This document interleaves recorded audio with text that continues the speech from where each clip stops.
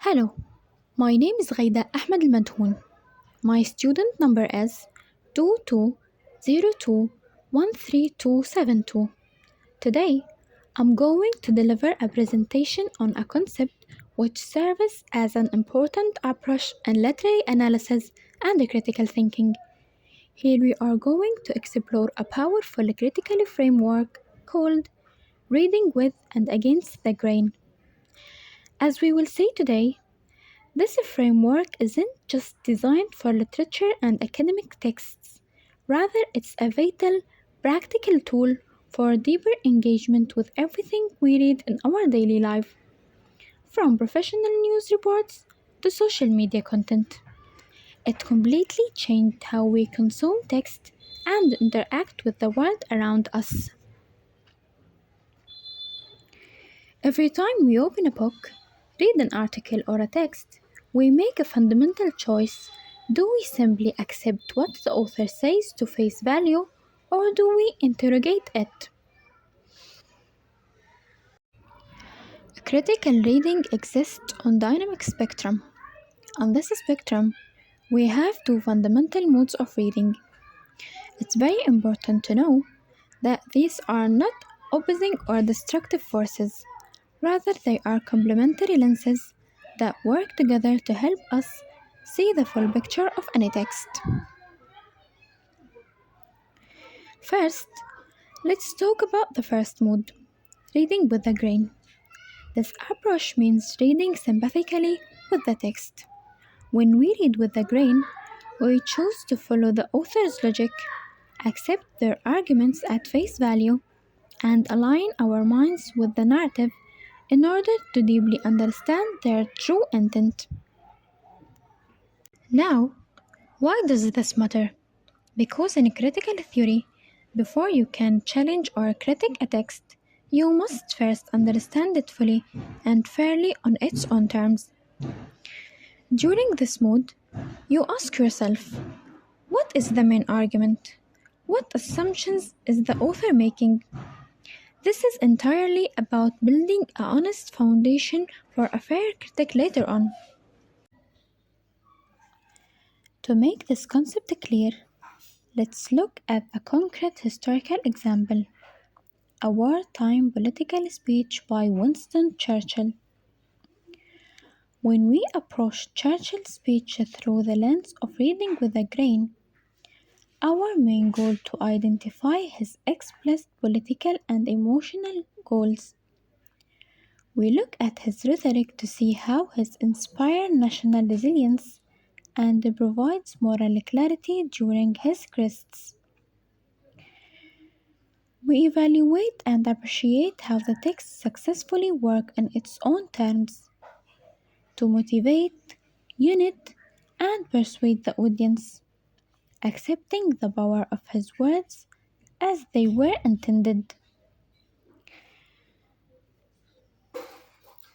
Now, let's flip the lens completely and examine the second mode, reading against the grain. This means resisting the text's dominant or obvious message.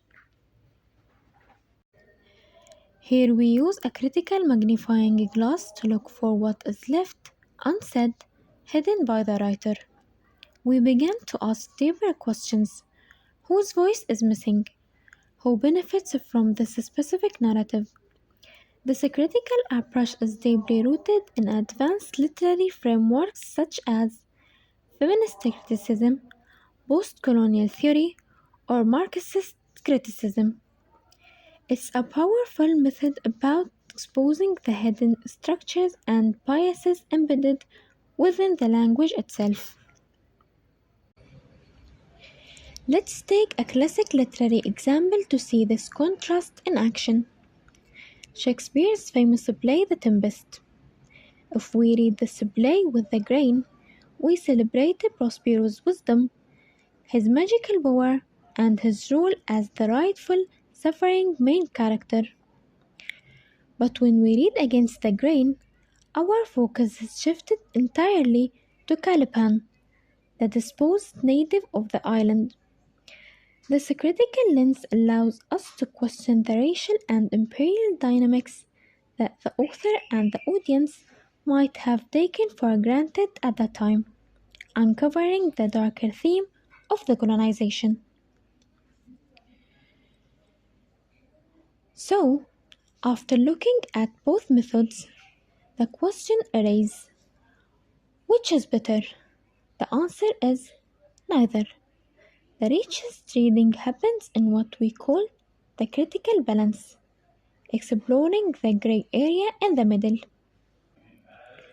As academic readers, we must learn to oscillate smoothly between respecting the author's intent and actively interrogate their assumptions. We balance our empathy with our skepticism based on the specific context of the text and our target audience. This middle ground is where true intellectual depth is achieved. This framework isn't just for dusty old books in classrooms. We can actively apply these two lenses to everything in the modern world, in news and media, to identify editorial bias and see how political stories are framed. Advertising, to decode how we are being manipulated through language to buy a product. Historical documents, to understand the official dominant story written by the winners versus the silent, erased voice of the past. By actively using both lenses in our studies, we gain three invaluable academic skills: deeper comprehension. We truly and thoroughly get the text from the inside out. Critical empathy. We learn to understand multiple diverse perspectives even though we disagree with. Intellectual rigor.